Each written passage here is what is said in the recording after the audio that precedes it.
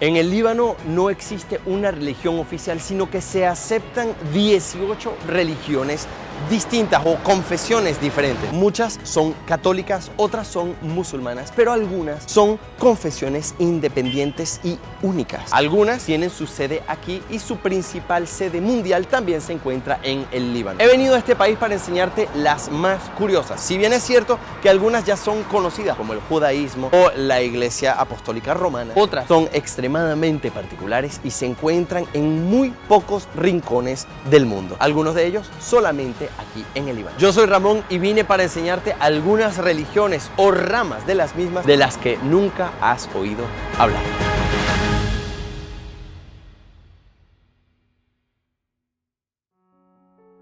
Como yo les había comentado en otro video, aquí hay más de 18 confesiones. Muchas son famosas y ustedes ya las conocen, los evangélicos, los judíos, los católicos romanos. Pero en este video nos vamos a enfocar en 7 que son bastante particulares. Los maronitas, los melquitas, los caldeos, los drusos, los alawitas, los ismaelitas y los bahá'ís. Un par de ellos son tan raros que ni siquiera se encuentran aquí en Beirut. Vamos a tener que adentrarnos en el país, en una región bastante aislada, para dar con su lugar de liturgia y su sede más importante, así como, bueno, su lugar de oración.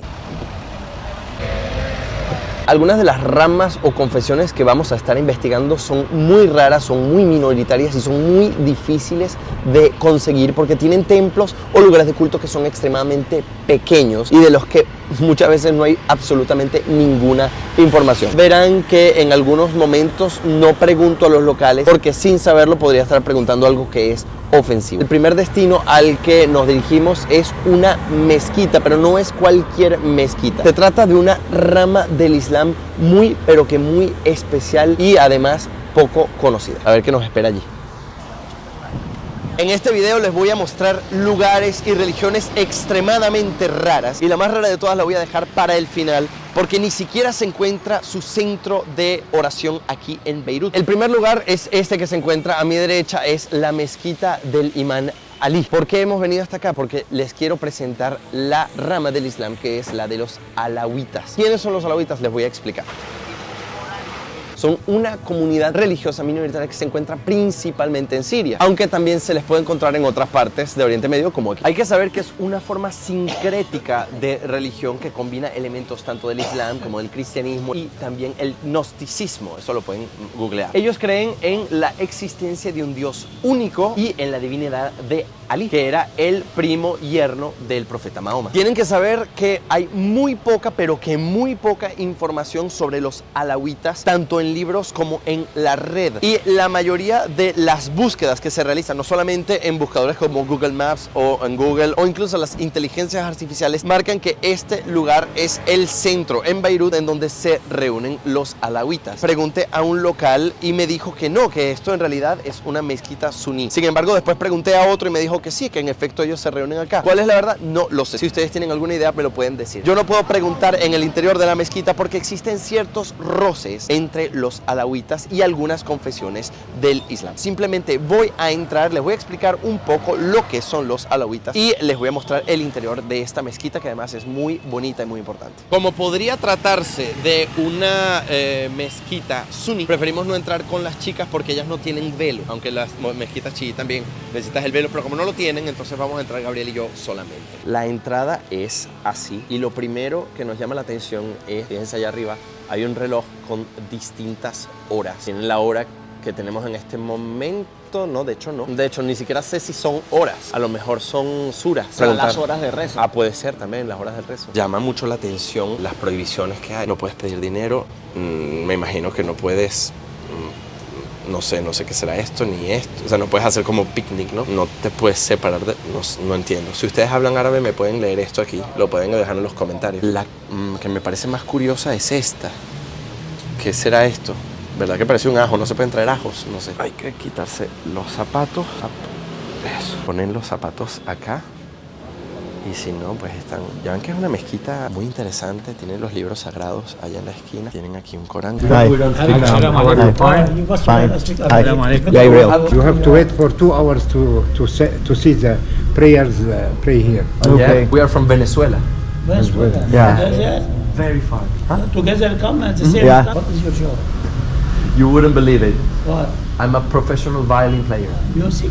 Yeah. But for you, what you are, Christian? Vale, efectivamente pregunté porque la curiosidad me pudo si esto era una mezquita sunita o chiita y me dijo, no, es sunita. Uno de los señores que está abajo que hablaba algo de inglés nos preguntó cuál era nuestra confesión. Luego hablamos un ratito y ya nos dijo que podíamos subir. Tiene 3 pisos esta mezquita. Es gigantesca. Este es el 3er piso y vemos de hecho que hay gente que viene aquí a relajarse, a encontrar un poco, me imagino que a meditar.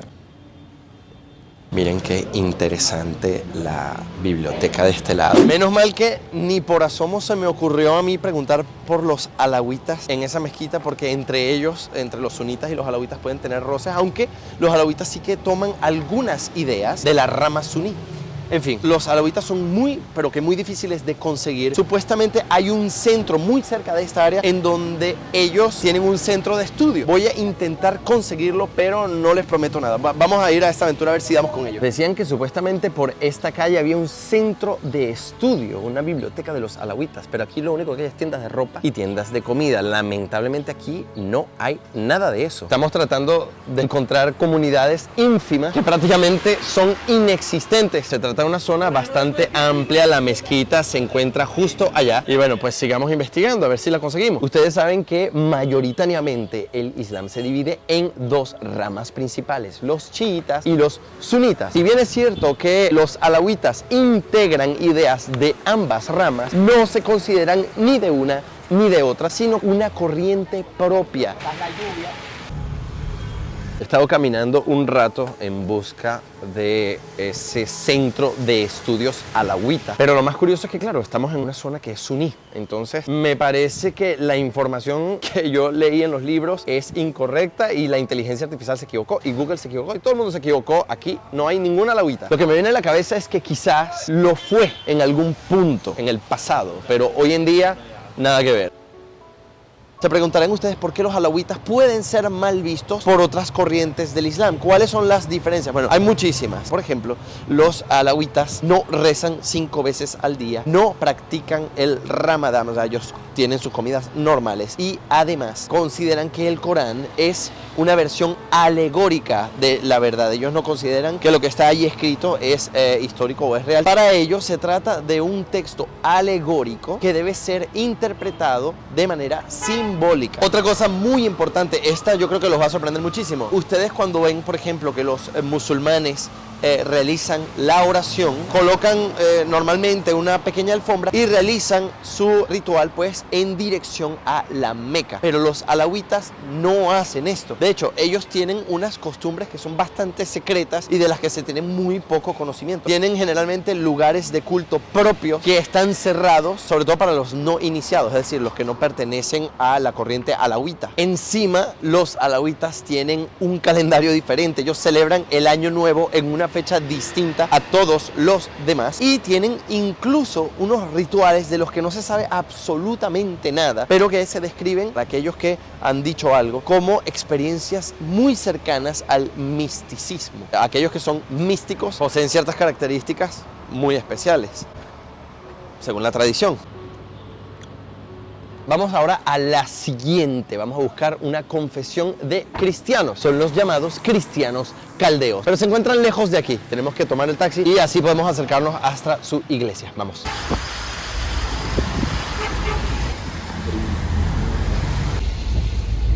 Como pueden ver, no estamos en una zona céntrica. Take care for the Okay. military and president. Fíjense que no estamos en una zona céntrica, sino que estamos más bien en un suburbio bastante alejado del centro. Ya ven lo extraño que es llegar hasta aquí, ¿no? Es precisamente esta.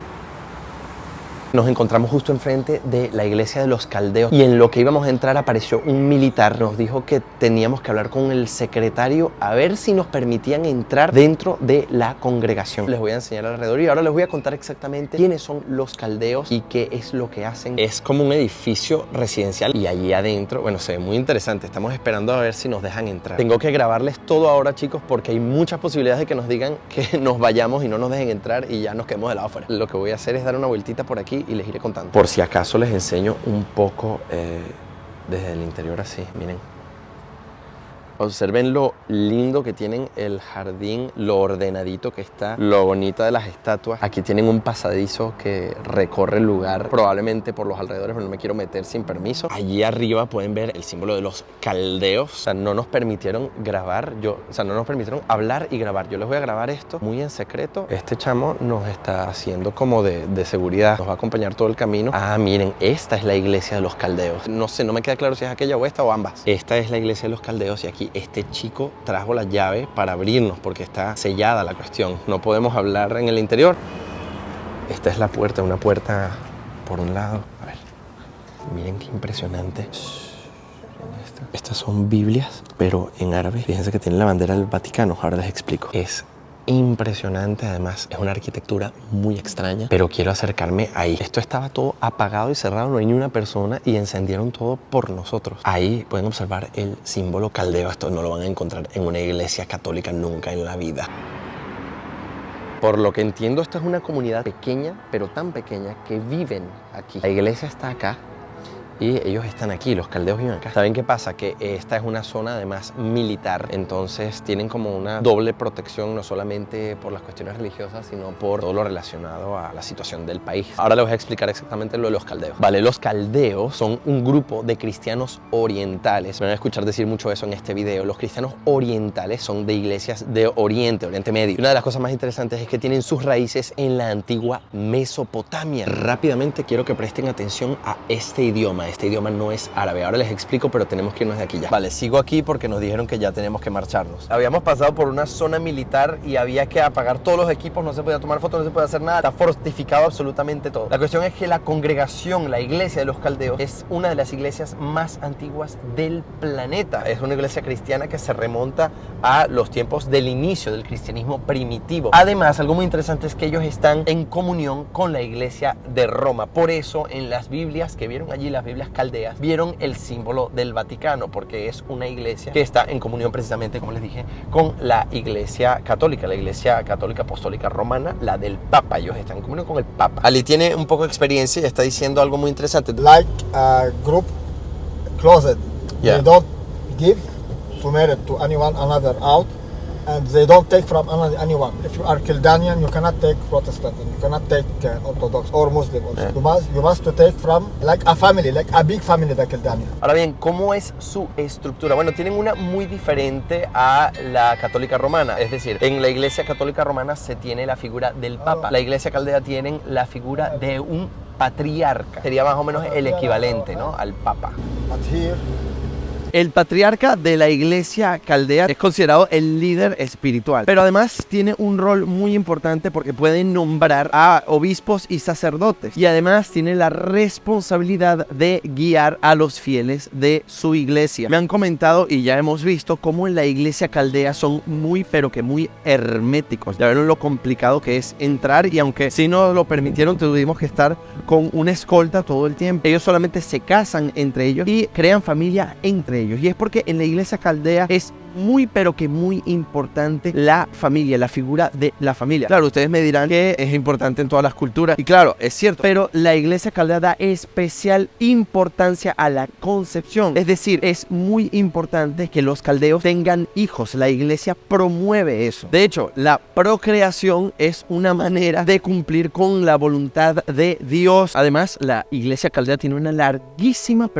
tradición de monasticismo, con monjes y monjas que viven pues para tener una vida espiritual. Ya vieron que en la iglesia caldea hay apartamentos para la gente que se dedica precisamente a eso. Yo no sé exactamente si es un monasterio, pero sin duda alguna es un lugar en donde viven y dedican su vida a la oración y a la espiritualidad. ¿Qué idioma hablan los caldeos? Bueno, hablan un idioma rarísimo que se llama el siríaco clásico. El siríaco clásico es el idioma que hablaban en la antigua Mesopotamia y es el idioma materno de los asirios.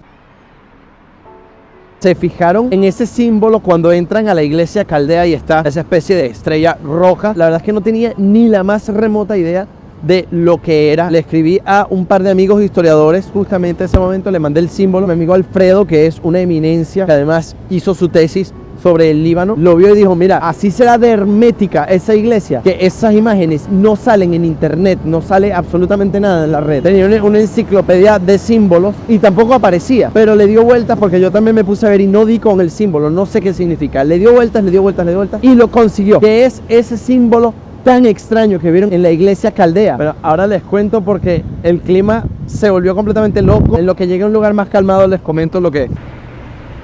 Ahora hemos venido a una pequeña pizzería. Hemos estado comiendo comida libanesa todos estos días y dijimos, bueno, vamos a comernos algo ya más estándar. Vinimos a esta pizzería, estaba muy buena. Bueno, y aquí les cuento que ese símbolo que vieron en la iglesia de los caldeos es la estrella de Shamash. Es un símbolo de Babilonia, es una estrella con 4 puntas y con estas líneas onduladas. Era precisamente por el dios Shamash. Muy curioso cómo se utilizaron símbolos paganos y se han pues metido en algunas iglesias de cultura oriental.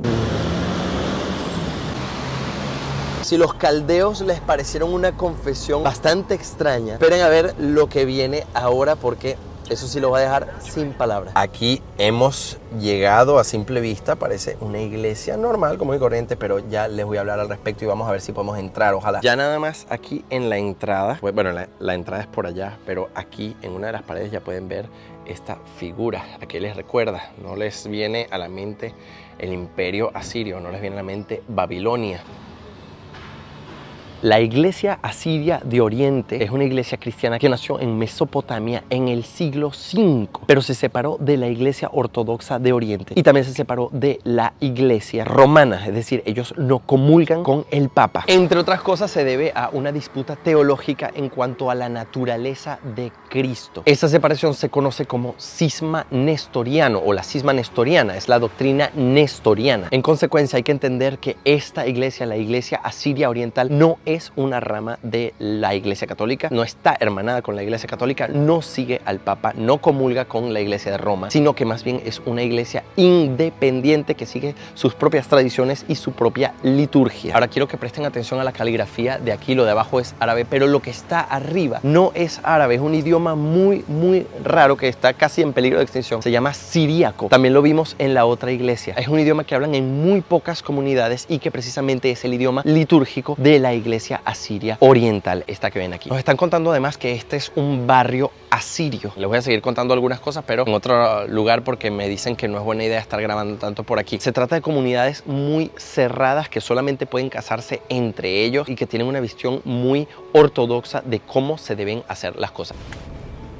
Ahora bien, esto es muy importante, hay que saber que la iglesia asiria oriental no está hermanada ni sigue la liturgia de la iglesia católica. De hecho, están más bien enemistados. Tienen sus propias tradiciones, su propia liturgia y su propio gobierno, su propio sistema jerárquico. Y aunque en cuestión de creencias sí que comparten algunas similitudes, pocas, ellos tienen un sistema de creencia que las opone, principalmente porque se les asocia con una corriente llamada nestorianismo. Es muy importante recalcar que el nestorianismo es categorizado hoy como herejía. Y la mayoría de los cristianos no siguen esta doctrina. Es, en resumidas cuentas, a razón de lo que ellos creen es la naturaleza de Cristo. El nestorianismo enseña que Cristo existía en 2 personas distintas, una persona física y una persona divina. Eran 2 personas distintas. Su naturaleza estaba dividida en 2. Según ellos, la persona divina de Cristo no podía morir y no podía sufrir, mientras que la persona física, en efecto, podía pues sufrir y podía morir. Yo sé que les parece un poco tonto, pero en realidad contradice la doctrina de la encarnación. Es ahí donde yace el problema. ¿Y por qué hay tantas iglesias, tantas mezquitas, tantos lugares de culto aquí? Bueno, precisamente porque Beirut es una ciudad antiquísima y muy importante que además es mencionada más de 70 veces en la Biblia. Así que ya ustedes podrán imaginarse la importancia que tiene a nivel no solamente religioso, sino histórico. Habiendo terminado con la iglesia asiria de Oriente, les he traído ahora a la iglesia más importante del Líbano. Más bien, la comunidad más importante del Líbano, que es la iglesia marroquí. maronita, esta que se encuentra aquí. Les voy a contar exactamente lo que es porque es muy, pero que muy interesante. La entrada luce así, por supuesto, la entrada principal está aquí. No sé si está abierta, me parece que no. Así que vamos a entrar por la puerta lateral. Hay que hacer especial énfasis en el hecho de que nos encontramos justo junto a la mezquita. Esta es la puerta de la iglesia, la mezquita está aquí. Ahora bien, los maronitas son un grupo de cristianos de la iglesia oriental que siguen pues las prácticas y la liturgia de la iglesia justamente maronita. Aunque sí que tienen algunas diferencias con los católicos o con los nacidos católicos, están en total comunión con la iglesia de Roma y asimismo con el Papa. Ahora bien, ¿qué diferencia a la iglesia maronita de la iglesia católica? Bueno, en realidad se parece mucho, como les dije antes, pero se destacan, por ejemplo, por su gran devoción a la Virgen María. Los católicos, aunque también tienen una fe importante por la Virgen María, se centran más en la celebración de la misa y los sacramentos. Ahora vamos a entrar y les sigo contando sobre los maronitas. Es también muy importante destacar que los maronitas nacieron aquí, en el Líbano. En el Líbano, la iglesia maronita más importante es esta. Es la iglesia de San Jorge. Esta iglesia fue construida en el siglo XIX, o sea, ya tiene su tiempo, pero no es súper antigua. Es por eso que podemos ver algunos detalles bastante modernos que intentan recordar arquitectura de otros templos mucho más antiguos. Otra diferencia importante con respecto a los católicos es la tradición monástica que los maronitas practican mucho. Eso no es algo tan marcado en los católicos, es decir, no es un pilar fundamental de la fe como sí lo es para los maronitas. Yo no sé si ustedes saben por qué las iglesias se construyen de esta forma. Las catedrales, las iglesias, todos los templos cristianos tienen esta misma forma, ¿no? Hay una entrada principal larga con unas zonas laterales. ¿Por qué? Por esto, fíjense qué forma tiene. Yo creo que lo pueden apreciar si pongo más el teléfono así. Tiene forma de cruz. Las catedrales tienen en cierta medida forma de cruz. De hecho, recuerdo el día en que aprendí eso. Estaba yo en 9º grado en el colegio y estaba en una clase de historia del arte. Recuerdo que la profesora nos puso varias catedrales y varias iglesias desde el aire, fotos aéreas, y todas tenían forma de cruz. Y yo dije, ah, por eso es. Aquí podemos apreciar justamente una gran devoción hacia la Virgen María, como les comentaba antes. Observen que la escritura que se aprecia allí no es árabe, es siríaco. Esta catedral es además la sede espiritual del Patriarcado Maronita de Antioquía. Básicamente es la sede del patriarca, aunque ellos están en comunión con Roma, con el Papa, tienen su patriarca como una cabeza de la iglesia maronita, que no es el Papa actual, sino que es un patriarca de ellos. ¿Por qué se llama iglesia maronita? Bueno, porque fue fundada precisamente por San Marón, más o menos por el siglo V, en las montañas de este país, que tiene una tradición muy, pero que muy antigua, por lo menos 1500 años. Mientras tanto, yo me dirijo a la siguiente iglesia. Hemos venido ahora a la zona bancaria. Esto está todo cerrado y está lleno de barricadas y tal. Bueno, ahora no vamos a explicar el por qué, pero a donde sí vamos, y es que por eso hemos tenido que entrar a esta zona, es a buscar una de esas comunidades, una comunidad rarísima que se llaman los melquitas. Creo que su iglesia se encuentra por allá y a la izquierda. Vamos a ver. Hay que tener mucho ojo porque aquí se encuentra la Catedral Ortodoxa Griega y allí se encuentra la Catedral Ortodoxa Griega melquita. Hay que ver las diferencias. Vamos para allá a ver si se puede entrar por aquí, si no tenemos que darle la vuelta a la manzana. Ahora bien, ¿quiénes son los melquitas? Los melquitas son una corriente también cristiana que siguen el rito, ojo con esto, siguen el rito bizantino, que es uno de los más antiguos de toda la cristiandad. Son originarios del Medio Oriente y se consideran los herederos de la iglesia de Antioquía. Lamentablemente está cerrada y solamente abre los domingos. Lo bueno es que tiene cristales translúcidos y si pegamos la cámara ahí podemos ver un poquito para adentro. Esta es la entrada principal, al menos podemos observar aquí la fachada un poco sobre los símbolos que ellos utilizan. Ahí la pueden ver por dentro. A ver, voy a limpiarlo un poco.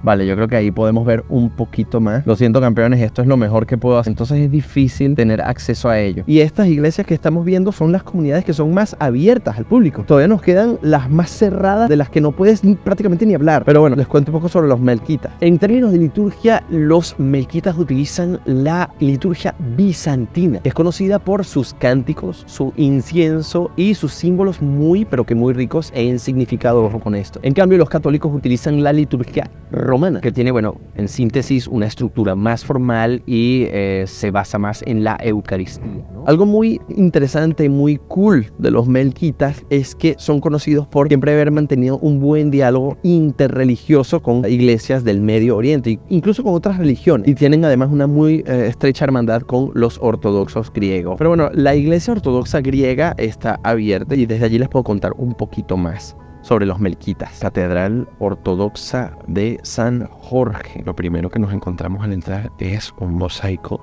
increíble en el suelo. Atentos con este dato: la iglesia melquita se originó en Antioquía. Lo más curioso es que ellos en su liturgia utilizan el griego y el árabe. Vaya mezcla, una cosa que se ve nada más aquí. Pero ¿de dónde viene la palabra melquita? ¿Dónde se originó esa cuestión? Melquita viene de la palabra árabe maliki, que significa realista o imperial. Algo que es muy importante saber es que la iglesia melquita está en comunión con la iglesia católica y con el papa. Y los melquitas siempre han sido conocidos por establecer un buen diálogo interreligioso. Esto ha ocurrido no solo con los católicos, sino también con el Islam. Ya hemos conocido un montón de religiones y comunidades muy especiales y muy únicas del Líbano. Pero todavía nos quedan dos que están bastante aisladas. Para llegar a la primera tenemos que adentrarnos en las montañas del Líbano. Les voy a presentar a los drusos. Nos encontramos en un pueblo llamado Mit. Se encuentra a las afueras de la ciudad de Beirut y ya se trata de una zona mucho más montañosa. Este es un pueblo en donde hay una gran población de drusos. Ya se pueden de vez en cuando ver algunos con su ropa tradicional. Es una ropa que además tiene una larguísima tradición y muy antigua. Pero uno tiene que tener mucho cuidado con grabarlo. De todas maneras, este no es nuestro destino final, sino que nos estamos dirigiendo a su lugar de congregación. Además, campeones, no voy a tener el sistema de sonido que tengo ahora porque observen aquí, así es la cámara y tiene todo un sistema de cables y tal, ¿no? Le voy a quitar todo eso de entrar nada más con el teléfono para que sea más ligero y para que sea más fácil y para que no llame la atención.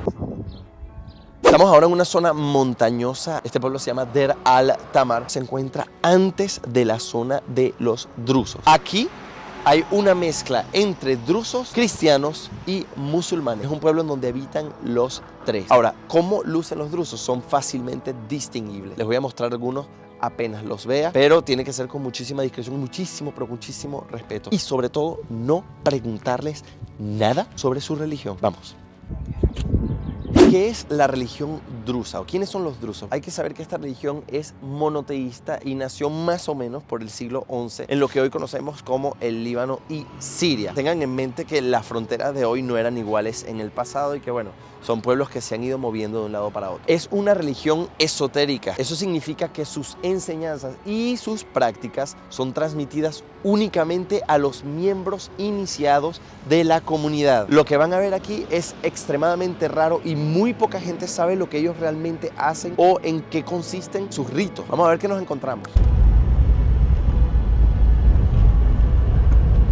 Observen el lugar en el que nos encontramos ahora. Estas son plantaciones, no sé si esto es manzana, vamos muy rápido, no llego a ver las hojas. Cada vez el camino se ha puesto más difícil, más estrecho, más inhóspito. Aquí no se ve un alma. Montañas hacia la izquierda, montañas hacia la derecha. Este pequeño camión con ese parachoques ahí, parece que funciona. Ya ven lo alejado que se encuentra ese templo de oración de los drusos. Vamos a ver si ya damos con ellos. Uy, miren aquí en la carretera qué complicado y qué apartado está de todo. Allá se encuentra el templo de los drusos. Miren qué lejos nos encontramos, súper lejos, y para allá vamos. A partir de este punto tengo que quitar los micrófonos. Creo que voy a poder hablar muy poco, pero vamos a hacer todo lo posible para obtener unas buenísimas imágenes. ¿Por qué están tan apartados realmente? Me da mucha curiosidad. Estamos aquí en un punto, el GPS dejó de funcionar. Ali le preguntó a los locales y sí, finalmente ya estamos casi ahí, pero está metido en la montaña. Esta es la entrada del templo. Aquí solamente viven drusos. Ya pueden apreciar. Ahí está.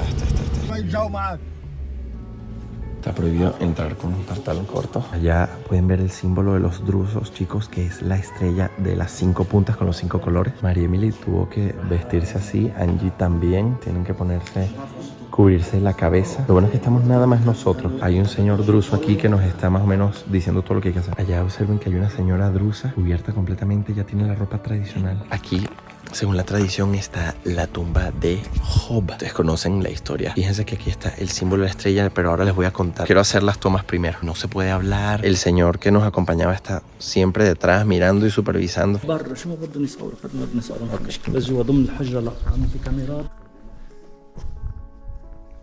Ana Gabriel.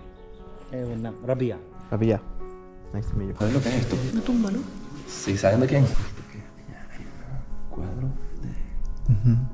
Creo que es San Jorge. Tiene una caja fuerte ahí. ¿Qué crees que hay? Debe ser las reliquias de algo. Como cuando guardan los católicos locales. Yo creo que ellos viven aquí, pero no tengo ninguna certeza. Fíjense que el símbolo, la estrella, está también en las ventanas de metal.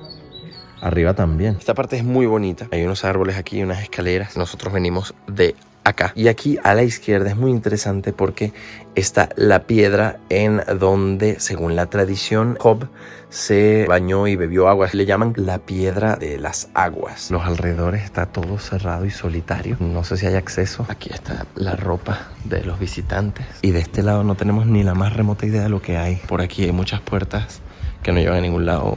Hay muchas puertas cerradas. Miren, aquí hay como una... ¿Qué es esto? Madre mía, esto está rarísimo. ¿Qué es esto? Miren, está hasta arriba de cera de velas. No sé qué tipo de culto celebrarán acá. Está escrito en hindi y en árabe. Y allí dice que no está permitido tirar nada dentro. Y eso que ven allí es la bandera drusa. Que se quiere comer un helado. ¿Cuánto tiempo tendrá ese hielo, no? No sé, pero ya lo vas a probar. Vale, ahora se baja por esta área. Nos van a enseñar el árbol sagrado. Está rarísimo. Son cosas de las que muy poco se oye hablar, de verdad. Y ahora hay que meterse por aquí. Este es el templo druso. Bueno, no sé. Que yo no sé.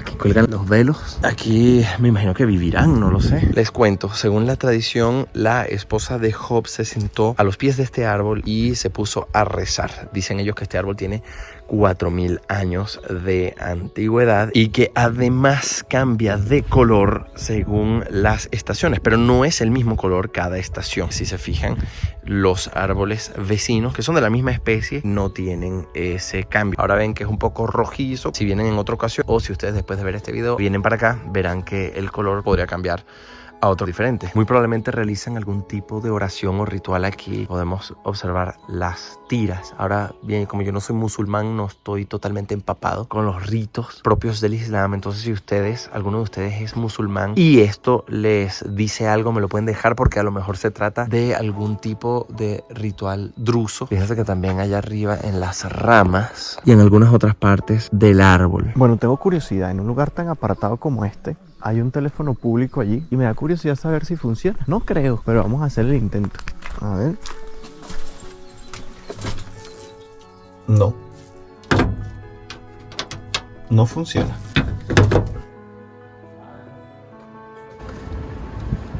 Les he traído las ruinas romanas de Baalbek para explicarles un poco más sobre los drusos. Resulta que los drusos tienen una fuerte creencia en la reencarnación. De hecho, ellos creen que hay almas que reencarnan en distintos cuerpos humanos. También creen en la existencia de un ser supremo al que llaman Al-Hakim y profesan o intentan aupar la verdad, la virtud y la bondad. María Emily ha estado conmigo durante toda esta aventura y ustedes casi no la han visto. Ella también fue a explorar todos esos lugares, aunque en muchos pudo haber tenido problemas para entrar y tuvo que entrar solo o con Gabriel. María Emily sí que entró conmigo a ver a los drusos y nos va a contar un poquito más sobre las creencias y lo poco que se sabe de los drusos. Otra de las características distintivas de los drusos es la importancia que le otorgan al valor de la comunidad y de la igualdad. No importa cuál es tu género, tu religión, tus creencias en general, consideran que todos somos iguales. Creen muchísimo en ayudar a los demás, en pensar en el prójimo y eso les ha concedido una gran tradición en el voluntariado a lo largo de la historia. Sin embargo, la característica que quizás resalta más cuando hablamos de los drusos es el secreto que cubre sus creencias.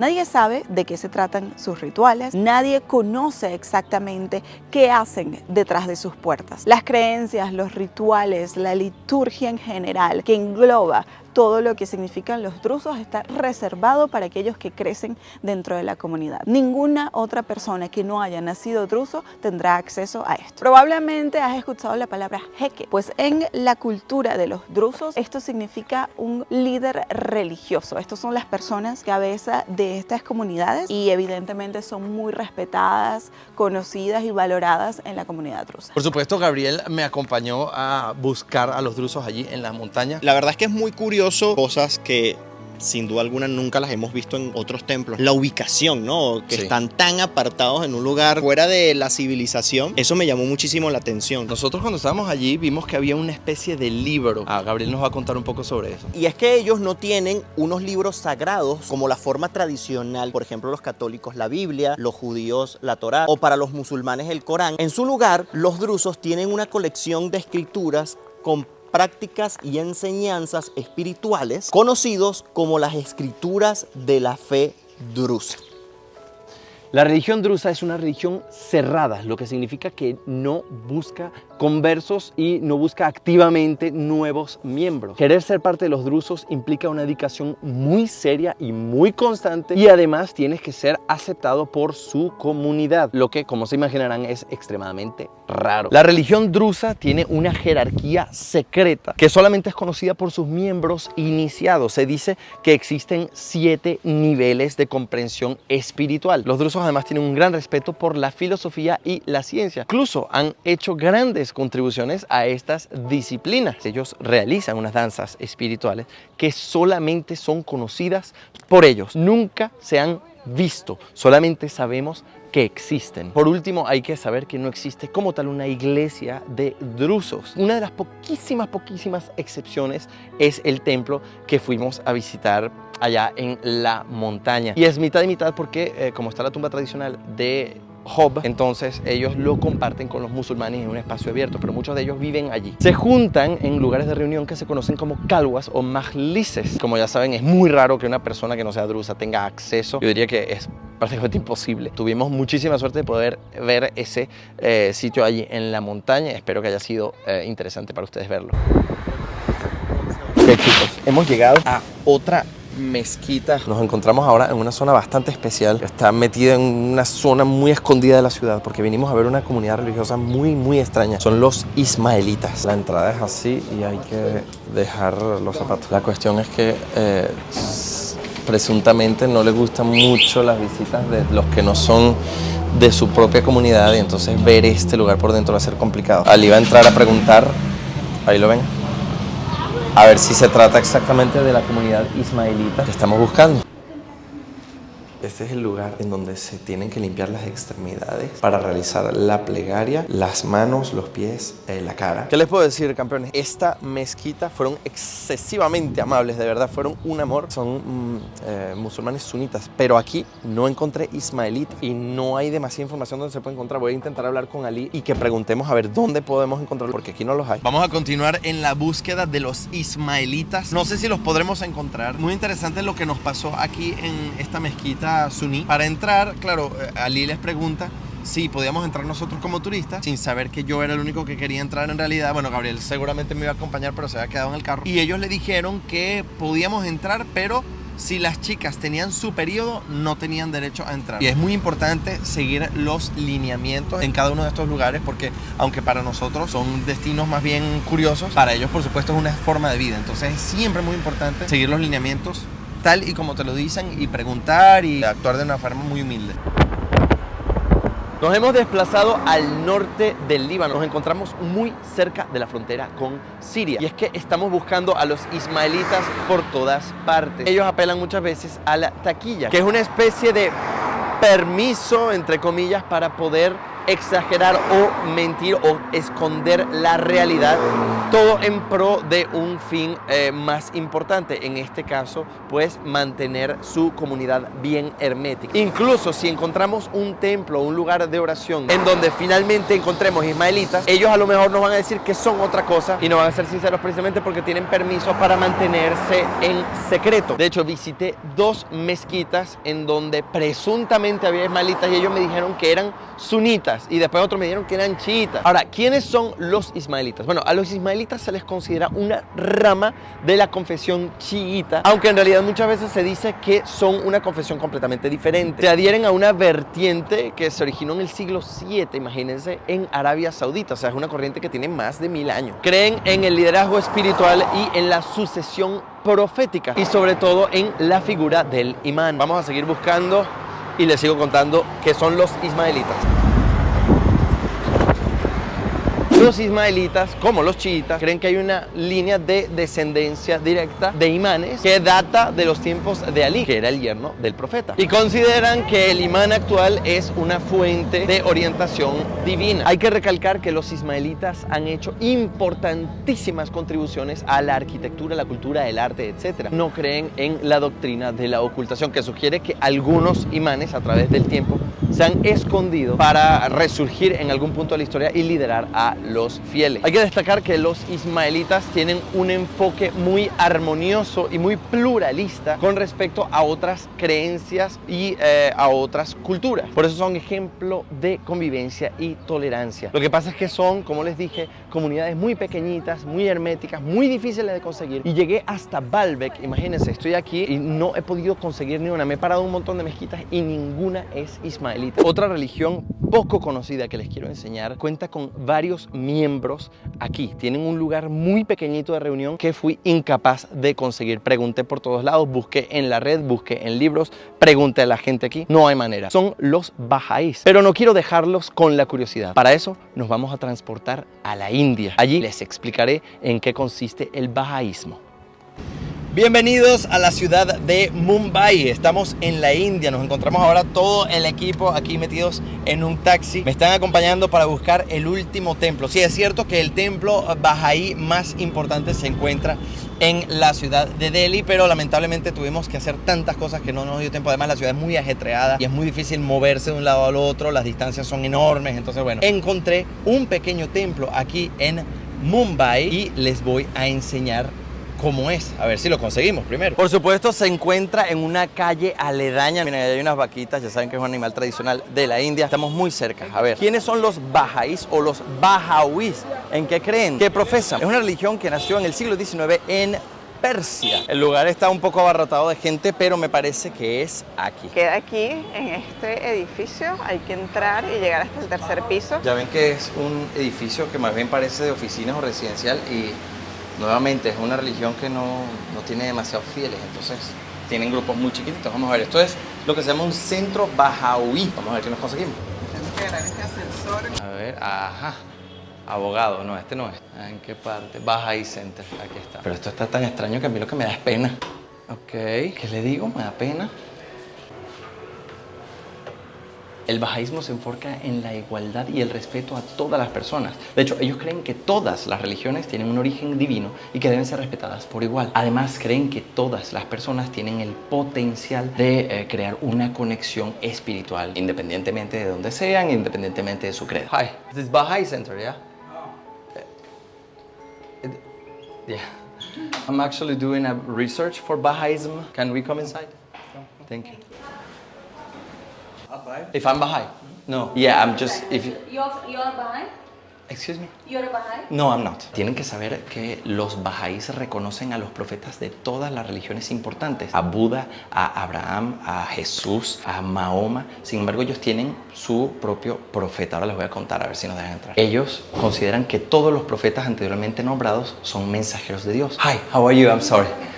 Nice to meet you. Hi. I'm Chandrakant. What's your name again? Chandrakant. Chandrakant. Yes. Nice to meet you. Thank you very much.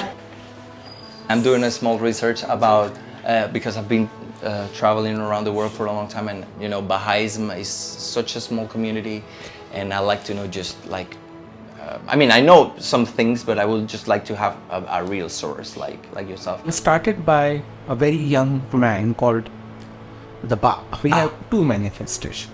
Two prophets. He passed, that means he was executed in 1850 when he was only 30 years.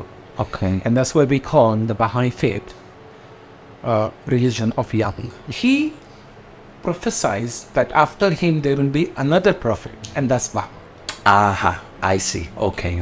What would you say is the main pillar of the belief of Baha'ism? Three principles. Ajá. One, God is one. So monotheism, 100%. Then, that all the prophets of God, so whether it's Krishna, Zoroaster, and so on, and for us it is they are from God. So there is no differentiation. You can't say Baha'u'llah is greater than Krishna. No. Krishna at its place was the true manifestation, is a social personality of the world. I have another question. Can you tell us about the Kitab-i Kitab-i-Aqdas. Yes. Kitab-i-Aqdas is the most funny book. Do you have one? Oh yeah, I mean, his handwriting and all. No, just the one you use for your... Aquí dice rezos y meditaciones por Baha'u'llah, que es el principal profeta. There are many books, not only one. You had 19 days and a 19-month calendar. 19 months calendar. So every first day of the month we meet. Do you have a calendar? Yeah. No way. Can I see? So it tells us about upcoming events. The first day of Rizwan is the day Baha'u'llah proclaimed himself to be the prophet. Okay. Can anyone become a Baha'i, or you need My faith is open. to every Door is open. Just come in. What it is at the end to be a Baha'i is believing in these things. If I'm Baha'i and I want to marry a non-Baha'i, is it possible? So there's no sort of limitation. No discrimination. Yes, another human being you and marry. I have one last question. Yes. Do you have some sort of, because Christians, for example, have this sign. We don't have that. Don't have it. Now this is we call a calligraphic greatest name. This is, he is the all glorious. And this symbol here Wow. is that is calligraphically written. This explains in a form. This up and this line at bottom, two lines. Okay. These are similar. This is kingdom of God. This is kingdom of man. From Christian background, Yeah. also Hindu background, it's said that man is created in God's image. Then this line and this line. Yes. This is a kingdom of manifestations who join us together. Oh, so this is all the vines, let's Exactly. say. Yeah. Okay. This and this are connected. That Yeah. means they are the ones who bring God's knowledge to us. They believe there is only one God, they believe that all prophets are divine, and they believe that together we're one. ¿Qué les pareció? Bueno, ya saben, el bahaísmo se basa en 3 principios fundamentales. Todos los profetas son divinos. Eso incluye a Jesús, a Mahoma, a Buda, a Moisés, a Abraham. Todo. El bahaísmo considera que todas las escrituras sagradas de todas las religiones son revelaciones divinas. Sin embargo, ellos tienen sus escrituras que son el Abad-i-Aqdas. Esa es, de hecho, la escritura más importante de su religión. El bahaísmo enfatiza la importancia del servicio a la humanidad y se enfoca en la diversidad tanto cultural como religiosa, pues ellos consideran que las diferencias son una fuente de afinidad y no de conflicto. Además, para ellos lo más importante es el bienestar de la sociedad. El bahaísmo tiene un sistema muy ordenado y bastante democrático para elegir a sus líderes. Aunque el bahaísmo nació en cierta forma del Islam, hoy en día no es considerado una rama del mismo, sino que más bien es su propia religión y es su propia doctrina. Por cierto, el lugar en donde se reúnen se llama casa de adoración, no es ni mezquita, ni iglesia, nada de eso. Se llama sencillamente casa de adoración. La casa de adoración recibe a todas las personas independientemente de su confesión religiosa o de sus creencias y se considera un lugar pues de espiritualidad o de estudio, por ejemplo. Ya que hemos hablado sobre el bahaísmo aquí en la India, volvamos a Líbano. Hemos regresado al Líbano para despedirnos. Esperamos que se hayan divertido, que hayan encontrado este video instructivo y me comentan aquí abajo si conocían esas religiones tan particulares y las que no, pues también me las ponen aquí. La verdad es que para nosotros fue muy interesante visitar estos templos, conocer más de estas religiones. Cuando estuvimos con los drusos fue increíble. ¿Te acuerdas, Angie, cuando nos vestimos de drusa? Sí, fue bastante interesante. Lo que no me voy a olvidar es del camino. O sea, era lo más arriba de la montaña, estaban ellos ahí totalmente aislados y yo creo que esa fue una de las cosas que más me impresionó. Solamente vimos al Señor, su esposa y sus 2 hijas. Así que bueno, son bastante como reservados, guardados con su cultura y su religión. Bueno, a mí lo que me impresionó fue que por más que indagamos y tratamos de conseguir a los alagüitas y a los ismaelitas, fue imposible conseguirlos. Deben de ser tan herméticos que... Es que a lo mejor sí los conseguimos. Eso es lo que yo estaba pensando, porque estaba hablando con unos amigos míos que son expertos en el tema. Tengo de hecho un amigo que hizo un doctorado sobre Líbano y me dice, es que esas comunidades a veces ellos mismos mienten para mantenerse herméticos. Entonces a lo mejor sí que hablamos con ellos. Están y no lo camuflados. saben. Mientras tanto, no olviden suscribirse a este canal, darle like y activar esa campanita porque nos ayuda muchísimo para continuar haciendo videos como estos. Tampoco olviden seguirnos en todas nuestras redes sociales, en mi caso @lavidadm, @mariemily_baja. Mi cuenta de Instagram es Angeliana K. Y la mía, Gabriel Herrera_baja. También los canales de los chicos se los voy a dejar en la descripción para que vayan a seguirlos. Ellos les están preparando videos increíbles, muy distintos a estos, o sea, van a tener una perspectiva total y muy completa de lo que es el Líbano. Mientras tanto, cuídense mucho y nos vemos muy pero que muy pronto. Bye. Chao. Chao, chao.